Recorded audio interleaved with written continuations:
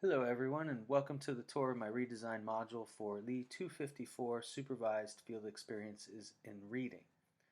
My objective for the eScholars project was to make the course more interactive and move away from simply having information presented to the students or having them just read and respond through discussion boards.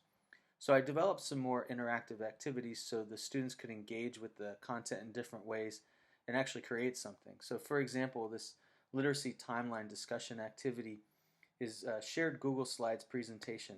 So the students have to create a timeline connecting information from the text with their own experiences. So I created a template for the students to use, and then they can just go to access the template and then duplicate it and create a new one. And so as students are creating new slides, the presentation grows bigger. And I also thought that this was a good way for students to engage in discussion rather than a traditional discussion board, because they can actually post comments on each other's timeline slides and then respond to those comments. And it's also a good tool to use because students have access to it through their Fresno State mail account. A second tool that I used is called Zaption. It's a free app that lets you annotate on video and create questions to help guide students viewing a video.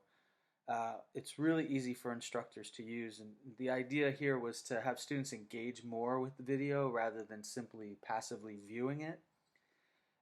So students can, the other thing that I liked about this is that students don't need to create a separate user account. They just sign in with their name, and then they can start the viewing.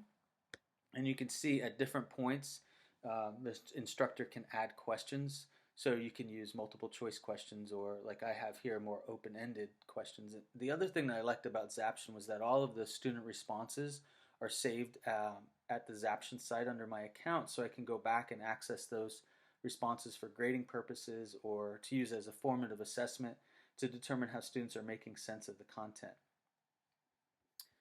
Another tool that I used is called Video Ant, and I like this tool especially for this particular course. The students are doing a lot of field-based work, and I found it difficult for the students to share their experiences in interactive ways with each other rather than simply sharing their videos with me. So Video Ant is great because the students can simply log in with their Fresno State Gmail account, and again, they don't have to create another user identity or create another account. And again, I thought this was a great tool to engage students in discussing and analyzing the video. They can select particular points on the video and then add comments, and then they can also respond to other people's comments based on that particular moment in the video. So again, I thought this was another engaging way for form of conversation rather than traditional discussion boards.